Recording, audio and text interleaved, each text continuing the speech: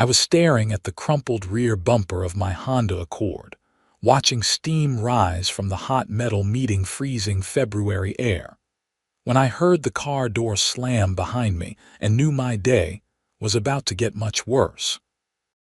The woman storming toward me across the icy parking lot of Pinewood Meadows HOA community in Burlington, Vermont, was someone I recognized immediately. Brenda Carmichael, the self-appointed queen of our homeowners association board, wearing her usual uniform of yoga pants that had never seen a gym, and a puffer vest over a turtleneck that screamed upper-middle-class entitlement. Her blonde, highlighted hair was pulled back so tight, it probably contributed to her perpetually pinched expression. "You cannot park there," she announced, pointing one manicured finger at my car, which was currently sitting in my assigned spot, number 47, the same spot I had parked in every single day for the 3 years since I bought my townhouse. I looked at her, then at my car, then at the clearly visible numbers painted on the asphalt beneath my vehicle. "Brenda, this is my spot. You just hit my parked car." I did no such thing. Her voice went up an octave, taking on that particular pitch that only a certain type of woman can achieve when confronted with irrefutable evidence of wrongdoing. "You were parked illegally, jutting out into the driving lane. I couldn't avoid you because of the ice." The ice was real enough. A freezing rain had hit Burlington overnight, coating everything in a treacherous glaze. The temperature had dropped to 15 degrees, and the February sun was doing absolutely nothing to help. I had been inside my townhouse all morning, working from home like I did every Wednesday. My car had not moved since I parked it the previous evening at 6:30, well before the storm hit. "Brenda, my car was completely in my spot. I can show you the lines." I gestured at the painted boundaries, clearly visible despite the ice. "Those lines are old. The board is discussing having them repainted. You should have known to park more conservatively." She pulled out her phone. "I am documenting this for the next board meeting. You will be receiving a fine for improper parking that resulted in damage to another resident's vehicle." I felt my jaw clench. My name is Peter Rowlands, and I am generally a patient man. I work as a software developer for a medical imaging company. I pay my bills on time. I do not play loud music, and I have never once missed an HOA meeting where something important was being voted on.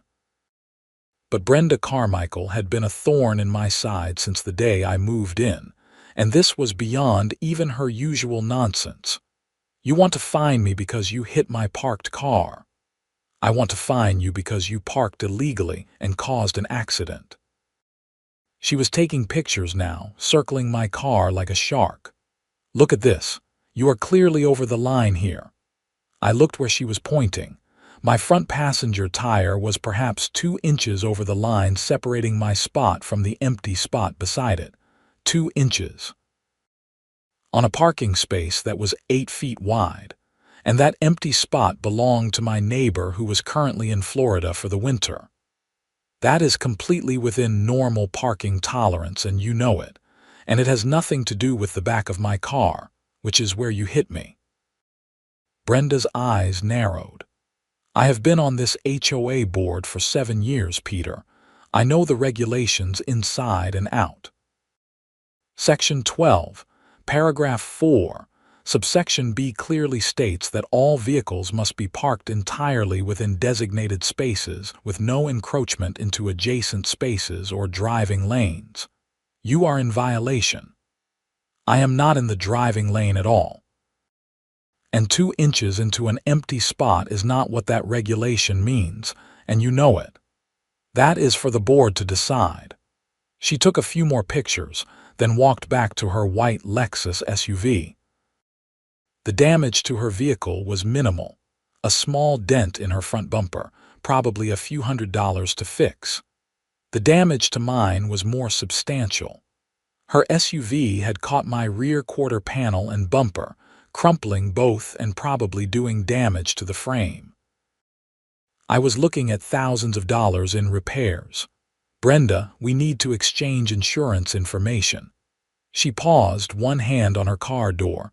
I will not be going through insurance for an accident you caused. I caused. My car was parked. It was not moving. You drove into it. Because you were parked illegally on an icy day, creating a hazard. She climbed into her Lexus. You will hear from the board. I pulled out my own phone and started taking pictures. The damage to both vehicles. The position of my car clearly within my space. The painted numbers on the asphalt. The empty spot beside me. I took wide shots showing the entire parking area, documenting that there was plenty of room in the driving lane even if I had been over the line, which I was not except for that trivial 2 inches. Then I called the police. The Burlington Police Department was not exactly thrilled to send an officer out for a parking lot fender bender, but I insisted. The dispatcher told me it would be at least an hour, as they were dealing with multiple accidents from the ice. I said I would wait. Brenda had driven off by then, her Lexus leaving fresh tire tracks in the thin layer of snow that had fallen over the ice. I went back inside my townhouse, cranked up the heat, and made coffee while I waited. Through my front window, I could see my poor Accord sitting there with its rear end smashed in. I had bought that car new 5 years ago, and it had been perfect. Now it looked like it had been in a demolition derby. Officer Maria Santos arrived 90 minutes later, driving carefully across the icy parking lot. She was in her late 30s, with dark hair pulled back in a professional bun, and the patient expression of someone who had already dealt with too much nonsense today. I met her outside and explained the situation. She examined both the damage to my car and its position in the parking space, taking measurements and notes. So the other vehicle is not here. No, the owner left about 2 hours ago. She lives in Unit 22. I showed Officer Santos the pictures I had taken of Brenda's Lexus and its damage, and she claimed you were parked illegally. She is on the HOA board. She is claiming I was encroaching on the driving lane and that caused her to hit me on the icy road. I showed her the painted lines, my car's position, the empty space beside me. Officer Santos measured the distance from my car to the edge of the driving lane, 12 feet. She measured my car's position relative to my parking space lines. Completely within, except for those 2 inches on the passenger side into the empty adjacent space. Sir, your vehicle is legally parked. There is no encroachment into the driving lane whatsoever. Even if you were slightly into the adjacent space, which is minimal, that would be an HOA matter, not a traffic violation, and it would not impact the driving lane. She made notes on her tablet. From the damage pattern and the position of your vehicle, the other driver struck your parked car. That makes them at fault. Can you tell her that? I will need to speak with her and get her statement. What's her address? I gave her Brenda's information, and Officer Santos walked over to Unit 22. I waited by my car, stamping my feet against the cold. The sun was higher now, but doing nothing to warm the air. My breath came out in white clouds. Officer Santos was gone for nearly 20 minutes. When she came back, her professional expression had acquired a slight edge of annoyance. Miss Carmichael maintains that you were parked illegally and that the accident was your fault. She refuses to provide insurance information and states that the HOA will be fining you for the violation. She also stated that she plans to submit a claim against your insurance for her damages. I felt heat rising in my face despite the freezing temperature. She wants to claim against my insurance for hitting my parked car. That is what she stated. Officer Santos handed me a copy of the accident report. However, based on the physical evidence, My report indicates that your vehicle was legally parked and that Miss Carmichael's vehicle struck yours while it was stationary. This report can be provided to your insurance company. I strongly suggest you file a claim against her insurance. She is required by law to provide her insurance information. If she refuses, that is a separate violation. She already refused.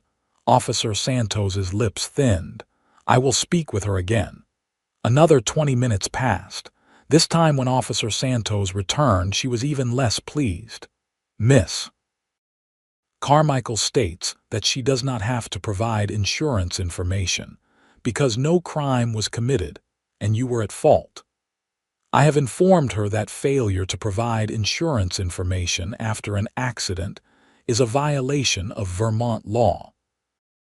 She stated that I was overstepping my authority and that the HOA board would be contacting my superiors. She threatened you. She attempted to. Officer Santos handed me another card. This is the case number. Miss Carmichael has been issued a citation for failure to provide proof of insurance at the scene of an accident. If she does not provide her insurance information to you within 24 hours, additional charges may be filed. I have documented everything in my report. Do you need anything else?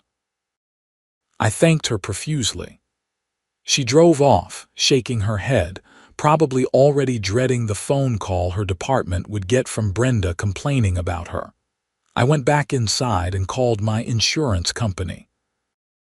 The representative I spoke with listened to my story, took down all the information from the police report, and assured me that they would pursue Brenda's insurance for the damages.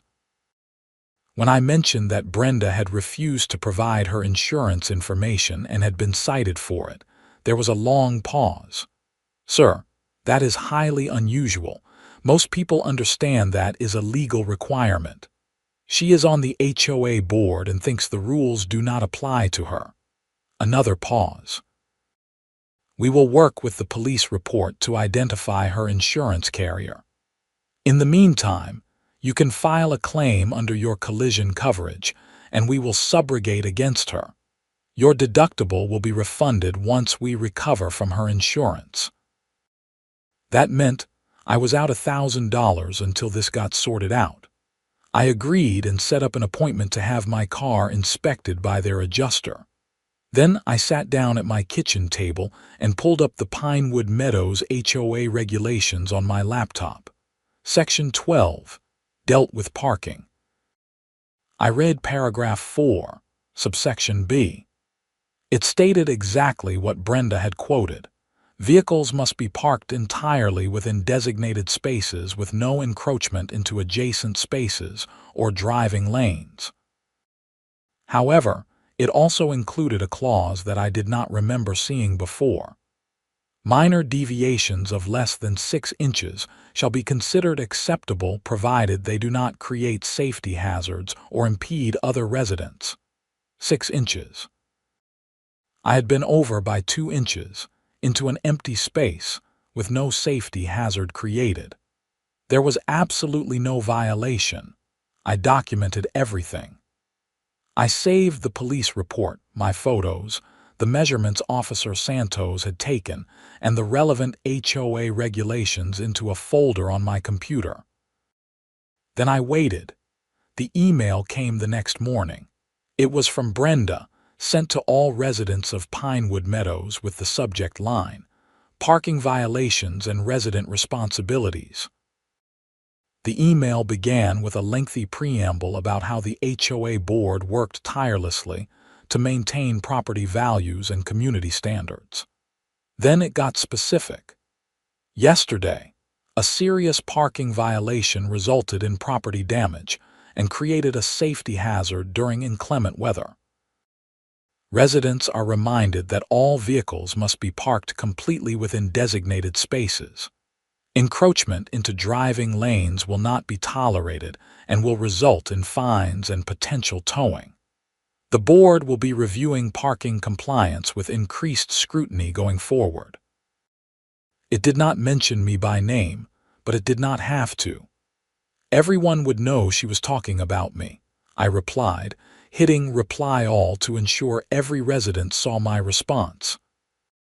For clarification, my vehicle was parked completely within my assigned space when it was struck by another vehicle yesterday morning.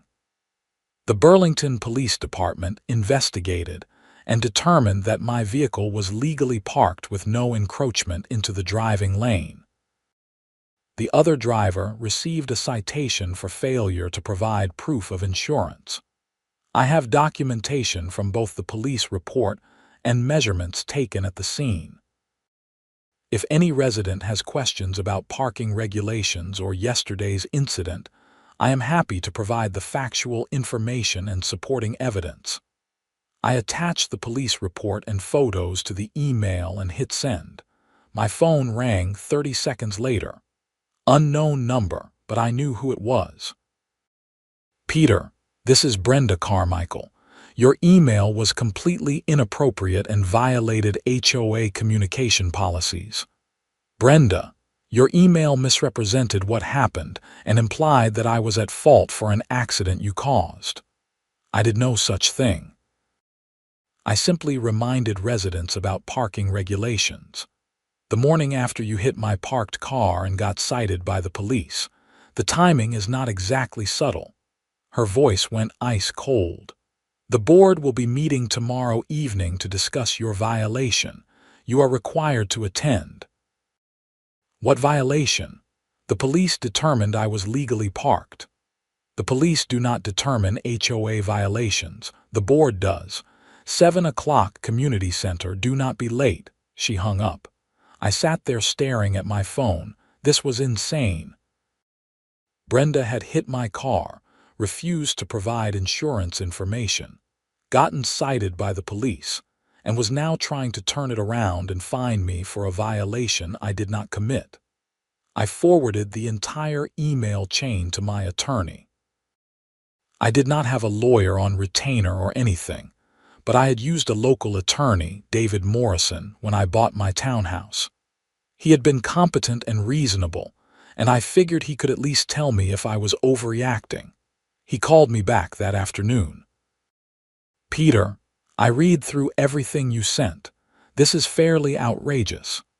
So I am not crazy. No, you are not crazy. She hit your parked car, the police determined you were not at fault, and now she is trying to use her HOA position to retaliate against you. That is a problem on multiple levels. Can she actually fine me? The HOA board has authority to enforce community regulations, but they have to follow their own rules and procedures. More importantly, they cannot abuse that authority for personal vendettas. If she is trying to fine you for a violation you did not commit in retaliation for a car accident where she was at fault, that is potentially actionable. What should I do? Go to the meeting tomorrow. Bring all your documentation. Present your case calmly and clearly. If they still try to fine you, we can challenge it. Vermont law allows homeowners to challenge HOA actions in court if they are arbitrary, capricious, or exceed the board's authority. This would qualify. How much is this going to cost me? David laughed, but not unkindly. Let's see how tomorrow goes. Hopefully, cooler heads prevail once you present the evidence, but if it escalates, we will talk about next steps. For now, just document everything and stay calm. I spent that evening preparing. I printed copies of the police report, the photos, the measurements, and the relevant HOA regulations with the 6-inch tolerance clause highlighted. I put together a timeline of events. I even practiced what I would say, standing in front of my bathroom mirror like I was preparing for a presentation at work. The community center was a small building at the entrance to Pinewood Meadows, with a large meeting room, a kitchen, and a couple of offices. I arrived at 6:55 the next evening. The parking lot was nearly empty, just a few cars including Brenda's white Lexus with its dented front bumper. Inside, The meeting room was set up with a long table at the front for the board members and rows of chairs facing it. Very formal, very intimidating, probably by design. 4 people sat at the board table. Brenda in the center, naturally. To her right was Malcolm Stevens, the board treasurer, a thin man in his 60s who always looked vaguely uncomfortable. To her left was Patricia Wu, the secretary, a quiet woman in her 40s who rarely spoke at meetings. And at the far end was Jerome Fisher, the newest board member who had just joined 6 months ago and still seemed to be figuring out how things worked. About a dozen other residents were scattered in the chairs, curious onlookers probably drawn by the email drama. "Peter, thank you for joining us." Brenda's voice was syrupy sweet, dripping with false courtesy. "We will get to your issue shortly. First, we have standard business to address." I sat in the front row and waited while they discussed landscaping bids, a proposal to replace the community center roof, and a complaint about someone's trash, cans being left out too long. 45 minutes of tedium before Brenda finally turned her attention to me. "Now, regarding the parking violation that occurred on February 14th. Peter, you were observed parking in violation of HOA regulations, specifically Section 12, Paragraph 4, subsection B. Your vehicle was encroaching into the driving lane, creating a safety hazard during icy conditions. This resulted in property damage. The board is prepared to levy a fine of $500 for the initial violation, plus an additional $250 for each day the violation continues." I stood up, holding my folder of documents. "May I present evidence?" Brenda's smile tightened. "This is not a courtroom, Peter. No, but it is a hearing where you are accusing me of a violation. I should be allowed to defend myself." Malcolm shifted uncomfortably. "That seems fair, Brenda." She shot him a look but gestured for me to continue. "Fine, be brief." I walked up and placed copies of the police report on the table in front of each board member. On the morning of February 14th, my vehicle was parked in my assigned space, number 47, where it had been sitting overnight. At approximately 10:15, another vehicle struck my parked car, causing significant damage. I called the Burlington Police Department. Officer Maria Santos investigated and determined that my vehicle was legally parked, completely within my designated space, with no encroachment into the driving lane. I pointed to the measurements in the report. As you can see, Officer Santos measured 12 feet from my vehicle to the edge of the driving lane.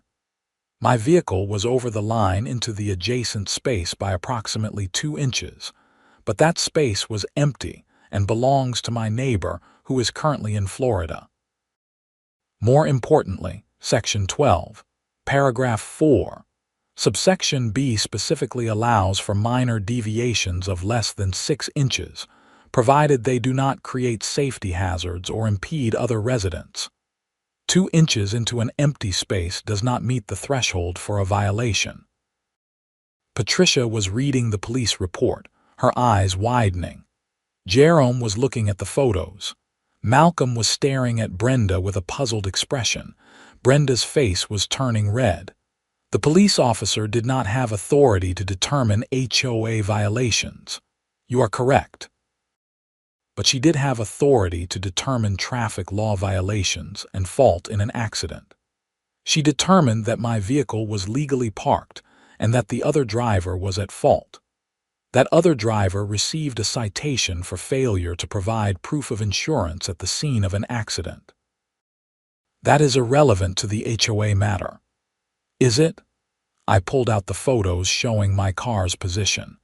These photos, taken immediately after the accident, clearly show my vehicle entirely within my parking space. The only encroachment is 2 inches into an empty adjacent space, well within the 6-inch tolerance allowed by our own regulations. There was no safety hazard created. There was no impediment to other residents. And most importantly, there was absolutely no encroachment into the driving lane, which is what you claimed in your email to residents. I turned to face the other board members directly. I understand that HOA boards have authority to enforce community standards. But that authority has to be exercised fairly and in accordance with the actual regulations. You cannot fine someone for a violation they did not commit, especially when the clear evidence shows they were in compliance. And you certainly cannot use that authority to retaliate against someone because of an unrelated incident. Brenda stood up, her chair scraping loudly against the floor. Are you accusing me of retaliation? I am stating facts. You hit my parked car. The police determined you were at fault. You refused to provide insurance information and received a citation. The next day, you sent an email to all residents implying I was at fault. Now you are trying to fine me for a violation the evidence clearly shows I did not commit. If that is not retaliation, what is it? The room was silent. Every resident in the audience was staring at Brenda. Malcolm was looking down at the police report, his expression troubled. Patricia had her hand over her mouth. Jerome was leaning back in his chair with his arms crossed, studying Brenda with narrowed eyes. This is outrageous. Brenda's voice was shaking. I have served this community for 7 years. I have worked countless hours to maintain our property values and standards, and now I am being attacked because I tried to enforce basic parking rules. You are being questioned because you are trying to fine someone for something they did not do. Jerome spoke for the first time, his voice calm but firm. I have been reading the police report while Peter was talking. Officer Santos was very clear. His car was legally parked. The measurements support that. The photos support that. And our own regulations, which Brenda herself cited, allow for minor deviations of up to 6 inches. Peter was over by 2 inches. That is well within tolerance. The tolerance clause is meant for occasional minor variations, not as permission to park sloppily. Brenda was grasping now. Even if we consider 2 inches into an empty space as sloppy parking, which is debatable, it does not meet the threshold for a violation according to the regulation as written. Jerome looked at Malcolm and Patricia. I move that we dismiss this matter. There is no violation. Second, Malcolm said immediately. Brenda glared at both of them. We have not discussed this as a board. You called this hearing. Peter presented his evidence. It is clear there is no violation. What is there to discuss? Jerome met her stare without flinching. Fine. All in favor of dismissing the alleged parking violation. 3 hands went up. Malcolm, Patricia, and Jerome. Brenda did not raise her hand, but 3 out of 4 was a clear majority. Motion passes. No fine will be levied. Jerome made a note on the pad in front of him. Is there any other business? I spoke up. Yes, actually. I would like to discuss HOA policy regarding board members involved in disputes with residents. Brenda's eyes narrowed to slits. What are you talking about? A board member should recuse themselves from any decision involving a matter where they have a personal interest or conflict. You were directly involved in the incident that led to this hearing. You should not have been part of the decision-making process about whether I violated regulations. Jerome was nodding slowly. He has a point. That is pretty standard conflict of interest policy. This is ridiculous. I am the president of this board. Brenda was nearly shouting now, which does not exempt you from basic ethical standards.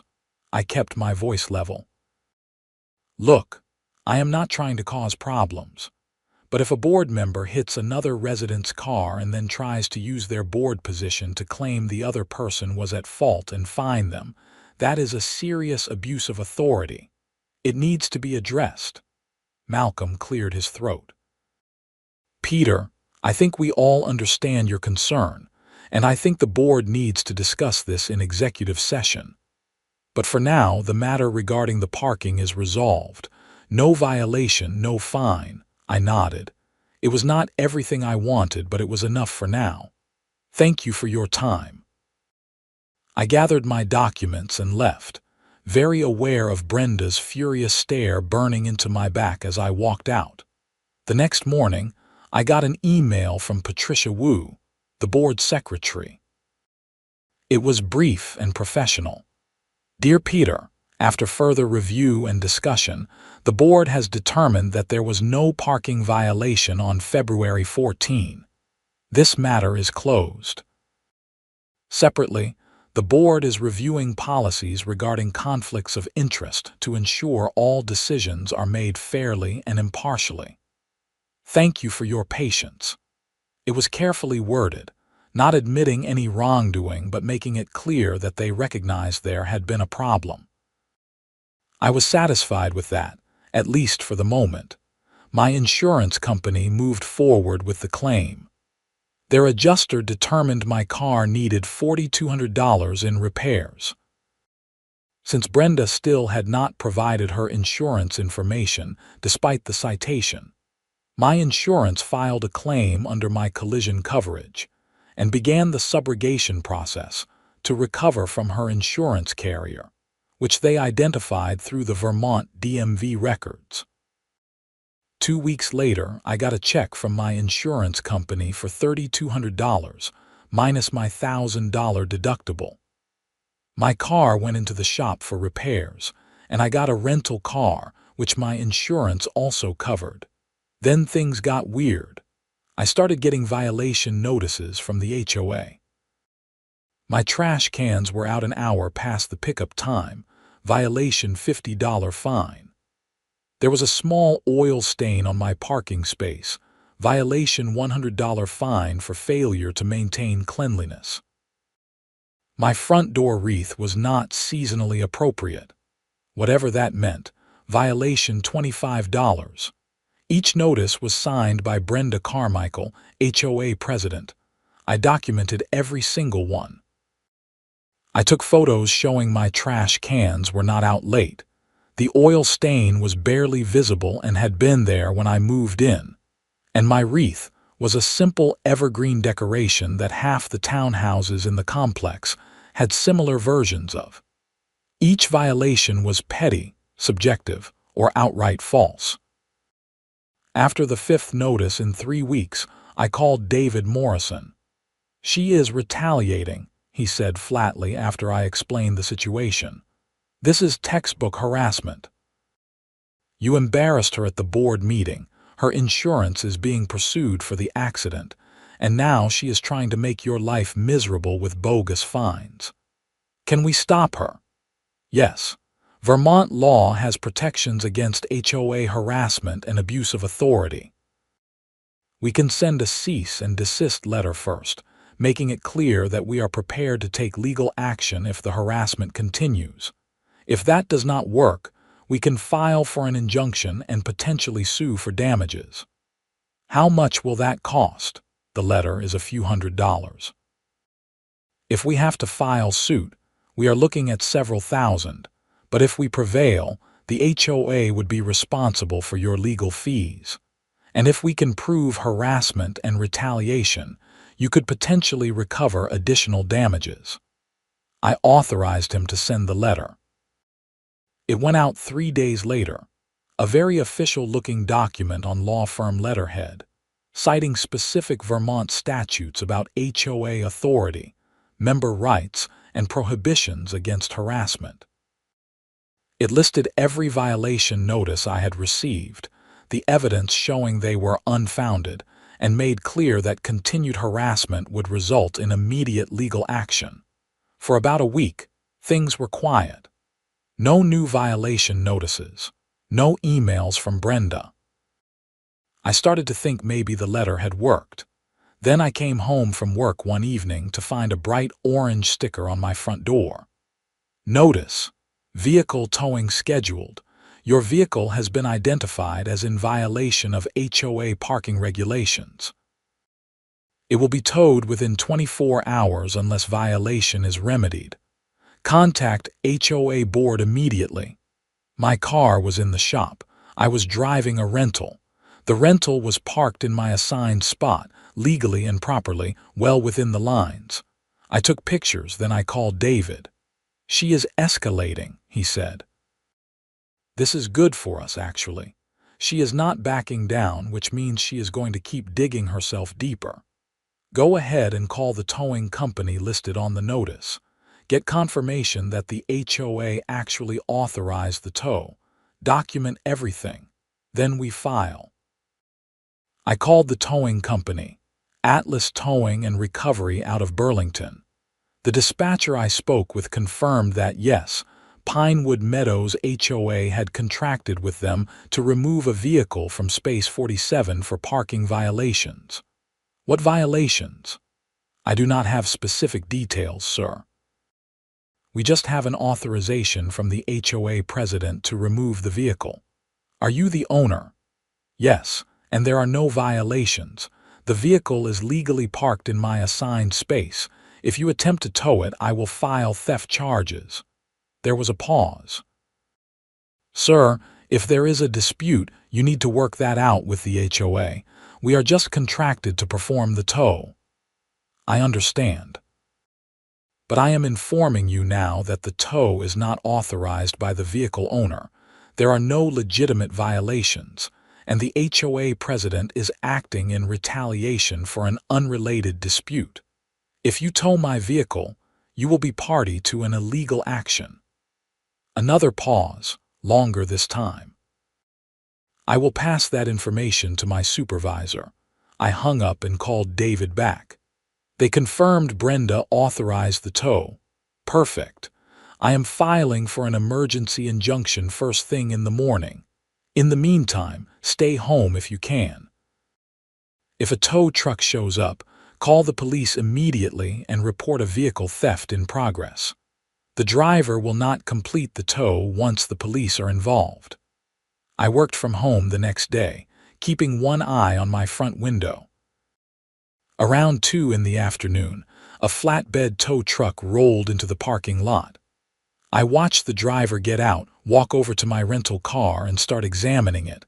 I called 911. "Burlington Police, what is your emergency?" "A tow truck is attempting to tow my legally parked vehicle without my authorization. I believe it is vehicle theft." The dispatcher took my information and said an officer would be there shortly. I grabbed my folder of documentation and went outside. The tow truck driver was hooking up the wheel straps when I approached. "That is my vehicle. You are not authorized to tow it." He looked up, annoyed. "I have authorization from the property management. The HOA president authorized it, but she does not have authority over my personal vehicle. I am the owner and I do not consent. That makes this vehicle theft." He hesitated. "Look, buddy, I do not want to get in the middle of some dispute. I have a work order.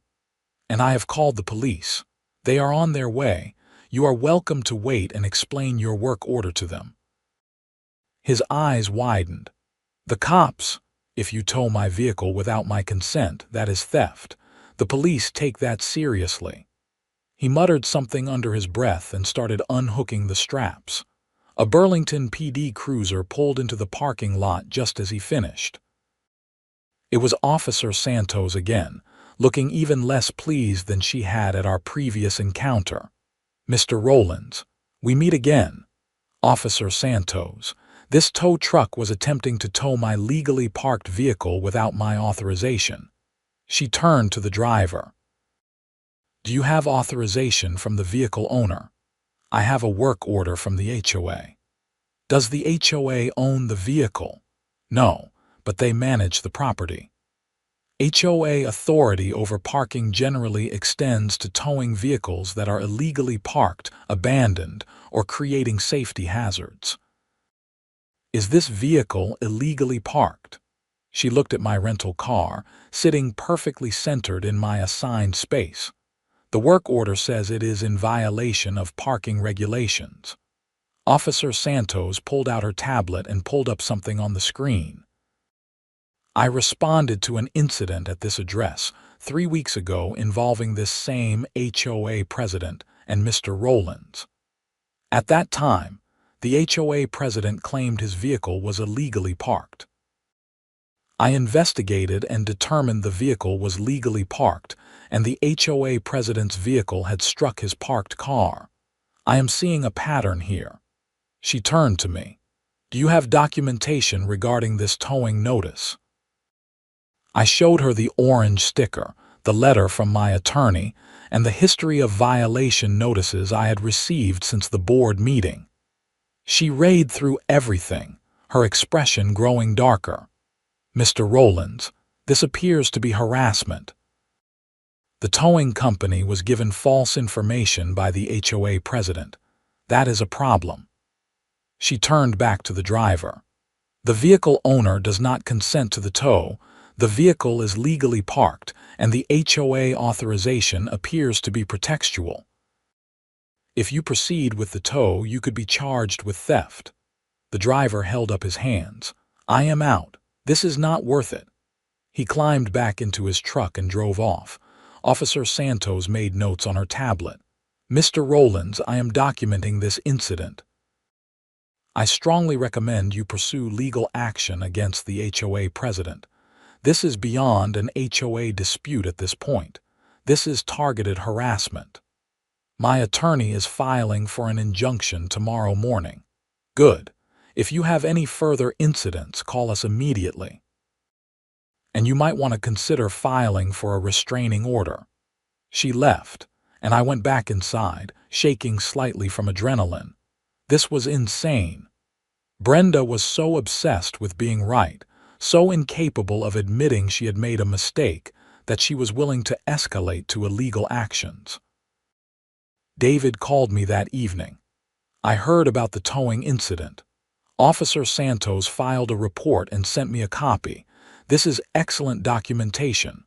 I filed the injunction this morning and the judge granted it this afternoon. Brenda Carmichael and the Pinewood Meadows HOA board are enjoined from issuing any further violation notices, fines, or enforcement actions against you pending a full hearing. The hearing is scheduled for 3 weeks from now. What happens at the hearing? We present all the evidence of harassment and retaliation. The judge determines whether the injunction should be made permanent and whether there are grounds for damages. Given what we have documented, I feel very good about our case.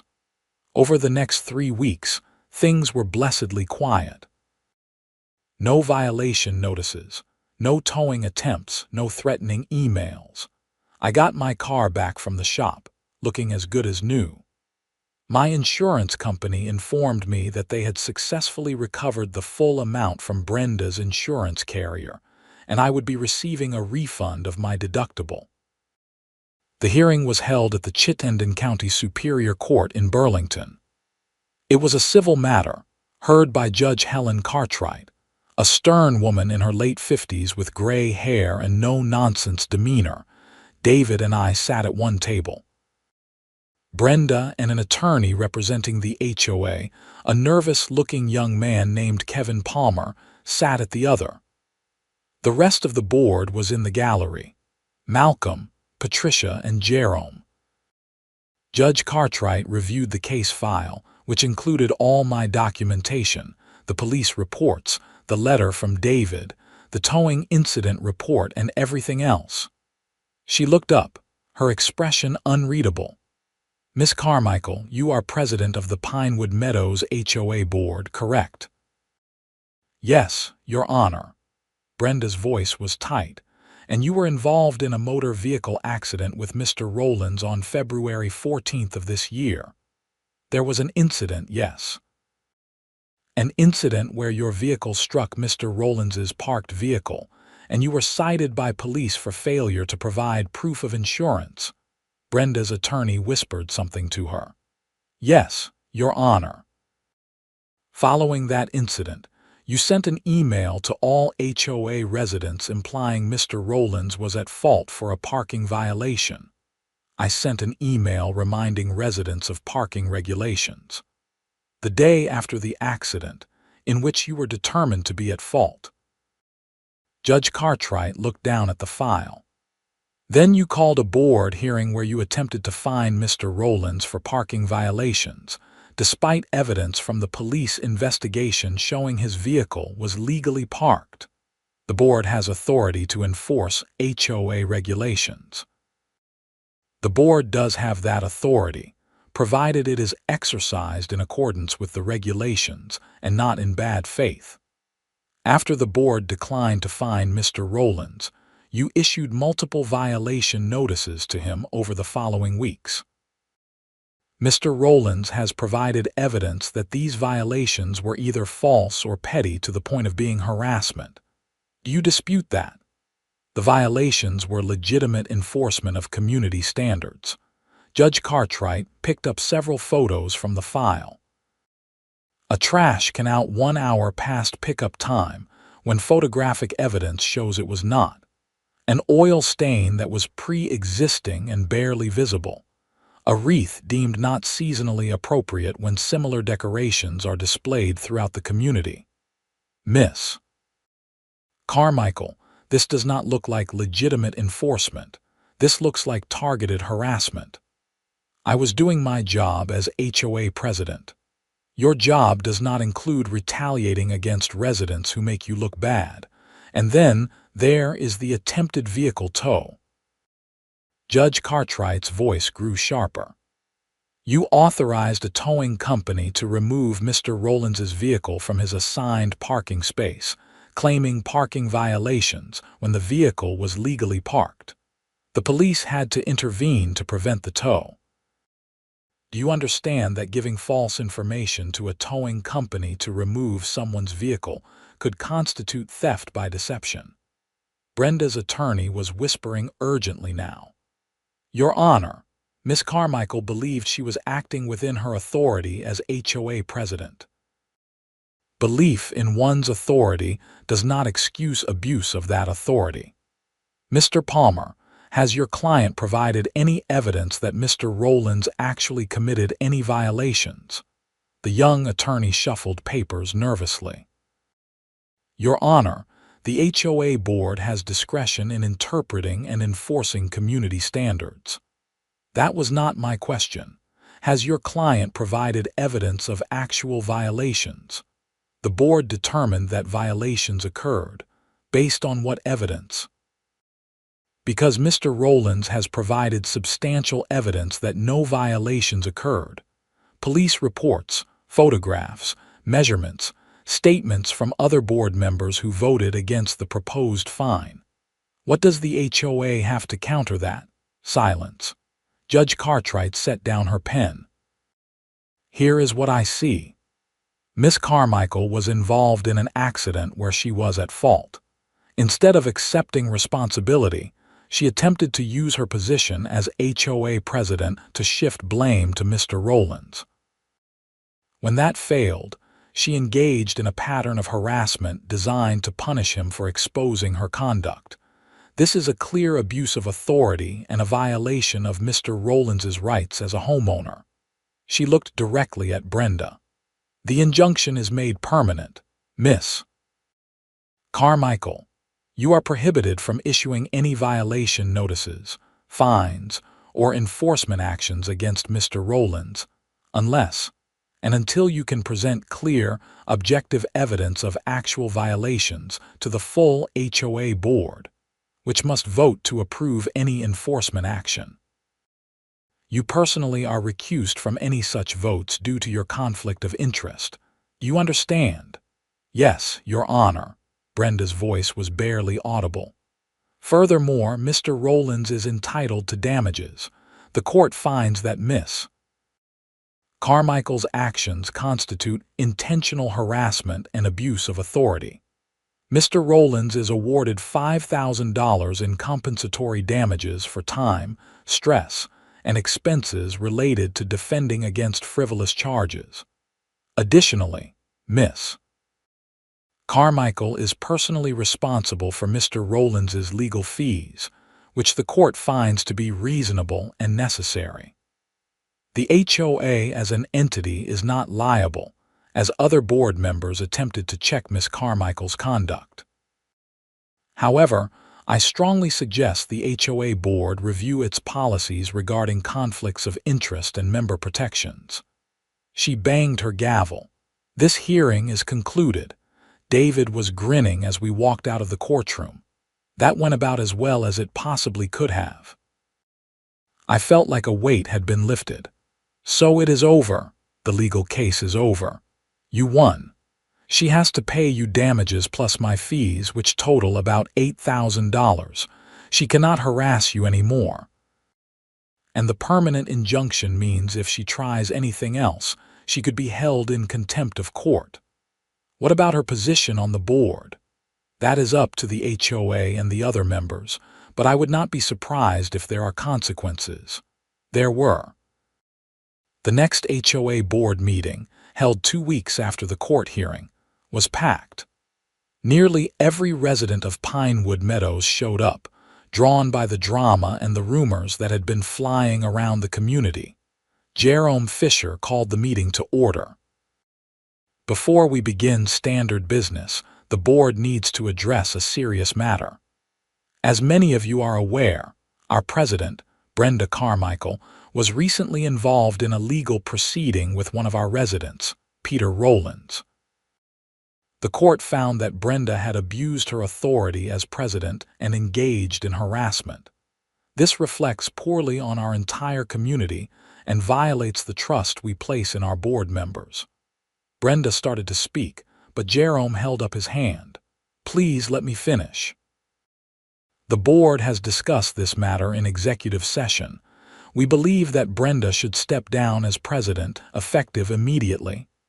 You cannot force me to resign. Brenda's voice was sharp. You are correct. We cannot force you. But the board can vote to remove you from your position as president, though you would remain a board member until your term expires.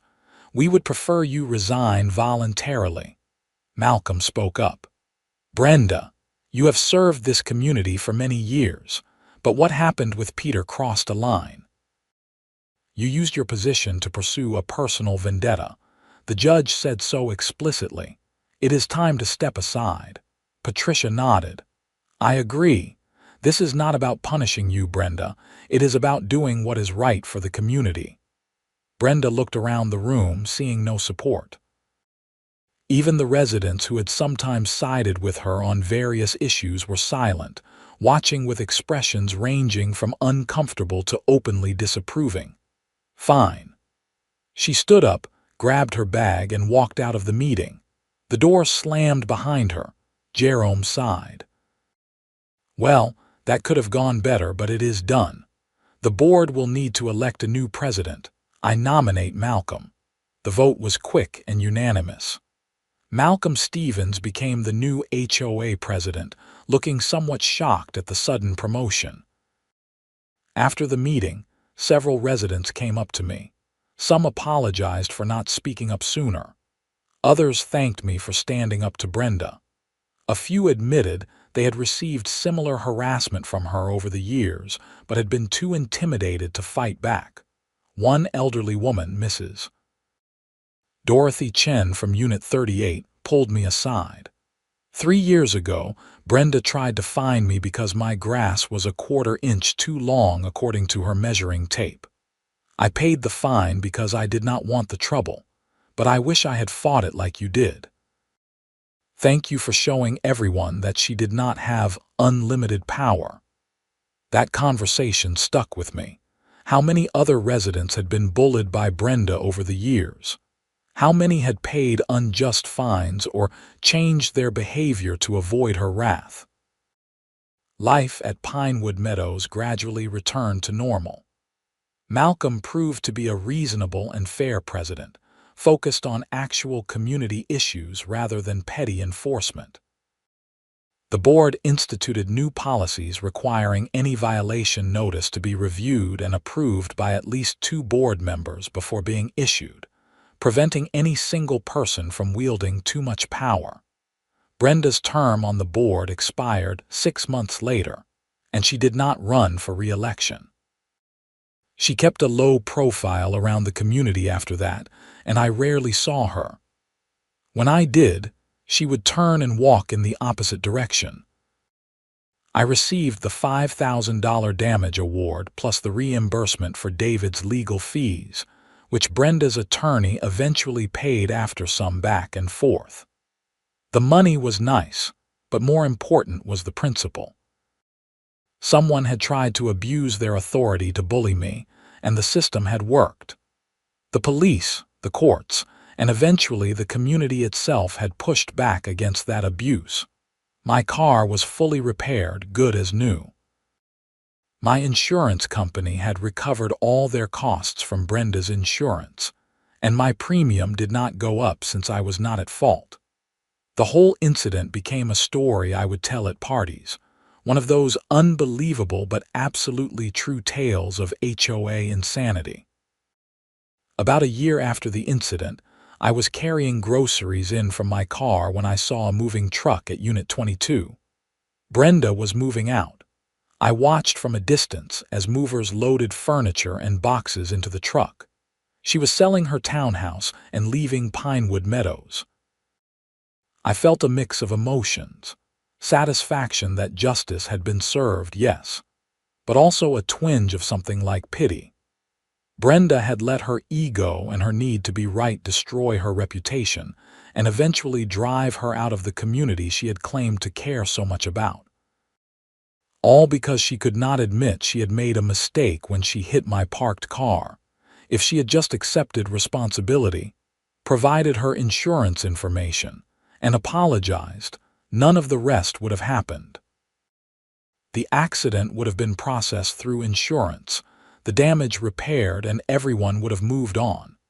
Instead, she had doubled down, tripled down, and escalated until she had no choice but to leave. I turned away and went inside with my groceries. It was over, finally and completely.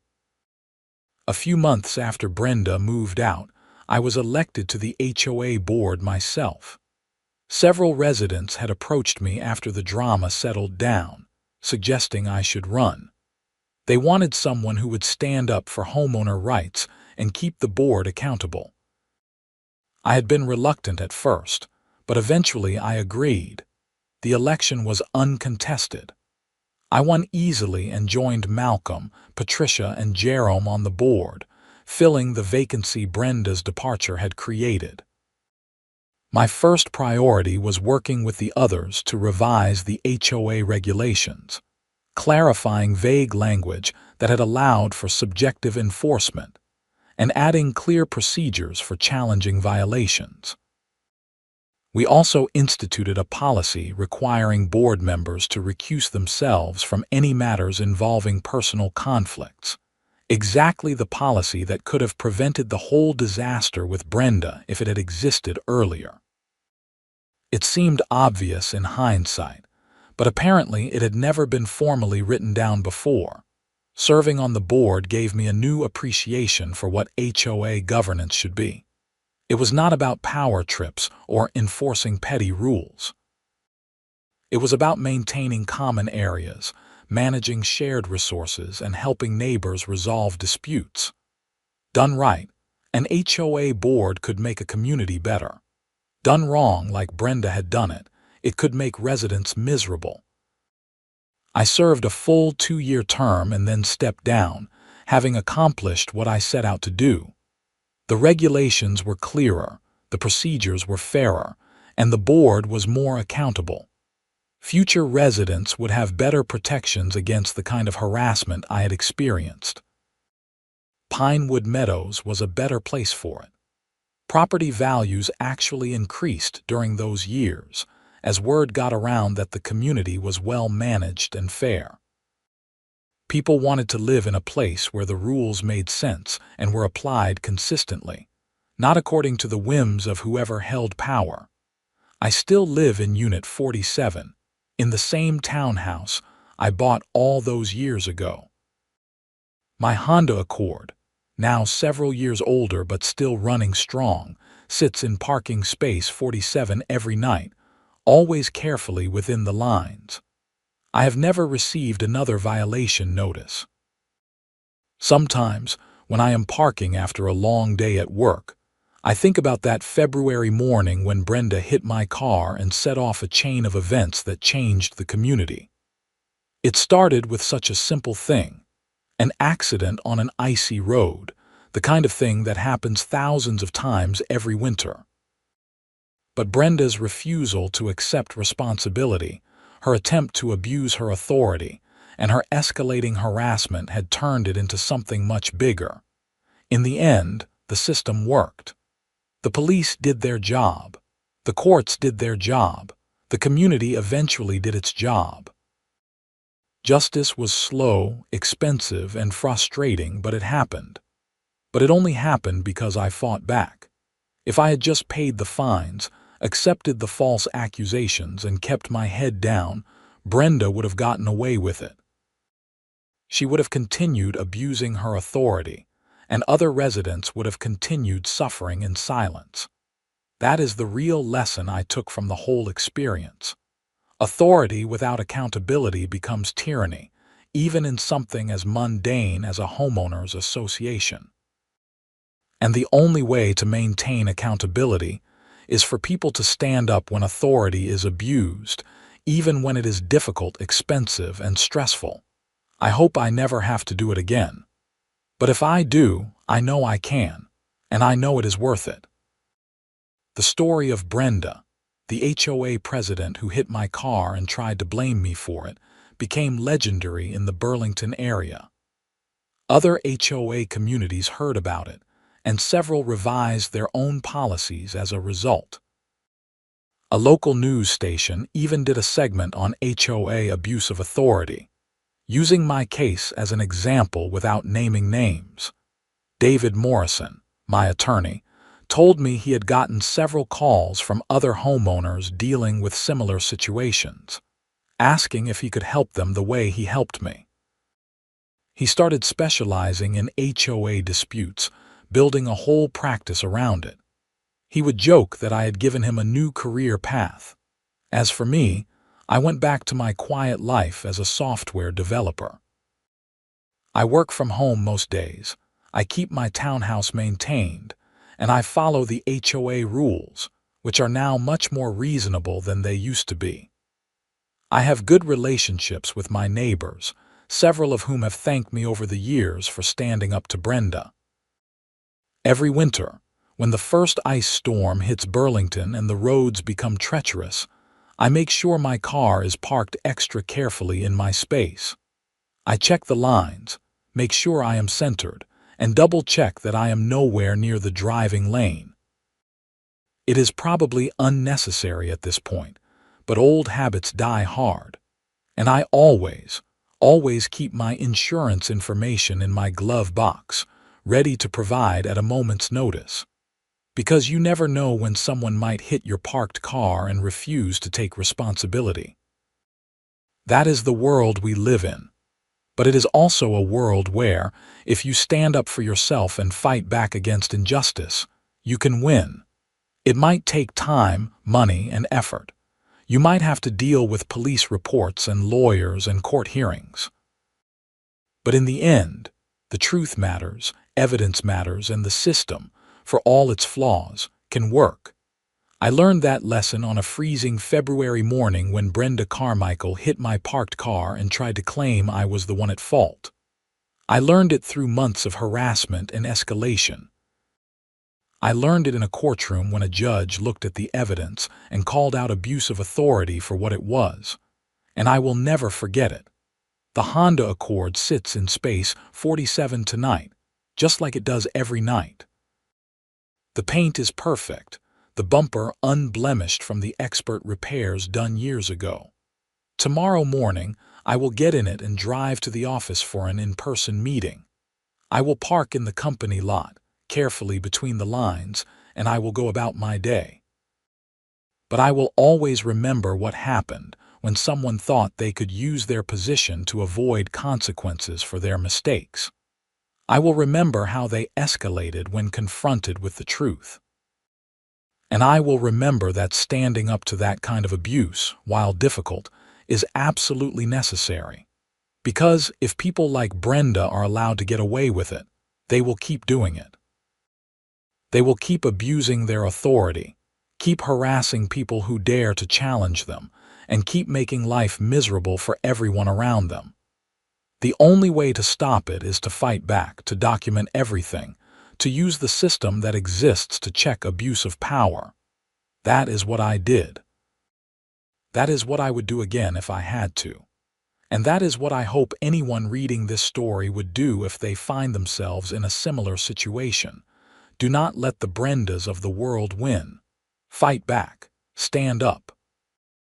The truth matters, and justice, while sometimes slow and frustrating, is worth pursuing. My name is Peter Rowlands, and I live in Unit 47 at Pinewood Meadows in Burlington, Vermont. This is my story about the HOA president who hit my parked car and tried to blame me for it. It is a story about standing up to abuse of authority, about fighting back when you are in the right, and about how the system can work if you are willing to use it. It was not easy. It was not quick. But in the end, it was worth it. And I hope that sharing this story helps someone else who finds themselves in a similar situation, dealing with an HOA board member or president who thinks they are above the rules. You are not powerless. You have rights. You can fight back, and you can win. That is the lesson of that icy February morning and everything that came after. That is what I want people to remember from this whole crazy experience. The parking space is just a parking space. The accident was just an accident. But what it revealed about abuse of authority and what it taught about standing up for yourself, that matters. That is what makes this story worth telling. So if you are dealing with an HOA Karen who is abusing their power, take heart. Document everything. Know your rights. Get a good lawyer if you need one. Use the system. And do not back down when you are in the right, because in the end, people like Brenda Carmichael count on you giving up. They count on you being too tired, too frustrated, too intimidated to fight back. When you do fight back, when you stand your ground and force them to face consequences, they crumble. I watched it happen. I made it happen. And you can too. That is the end of my story about the HOA Karen who hit my parked car, claimed I was at fault, and learned the hard way that abuse of authority has consequences. It is a true story, or as true as any story told from one person's perspective can be. The details are accurate, the timeline is real, and the lesson is one I will carry with me for the rest of my life. Stand up for yourself. Know your rights. Fight back against injustice, even when it is just a parking space dispute in a townhouse community in Vermont. Because if you do not stand up, who will? And if you let small injustices slide, what happens when bigger ones come along? I did not want to be the person who fought with the HOA president. I did not want the stress, the legal fees, or the community drama. But when Brenda hit my car and then tried to use her position to avoid responsibility, I did not have a choice. I had to fight back, or I had to accept being victimized. I chose to fight, and I won. And my hope is that this story inspires others to do the same when they face similar situations. Because the Brendas of the world only have as much power as we give them. When we stand up, when we fight back, when we hold them accountable, that power evaporates, and communities become better, fairer places as a result. That is what happened at Pinewood Meadows. That is what can happen anywhere if people are willing to stand up. Thank you for reading my story. I hope it was helpful, inspiring, or at least entertaining. And if you are dealing with your own HOA nightmare, I hope it gives you the courage to fight back. You can win. I did.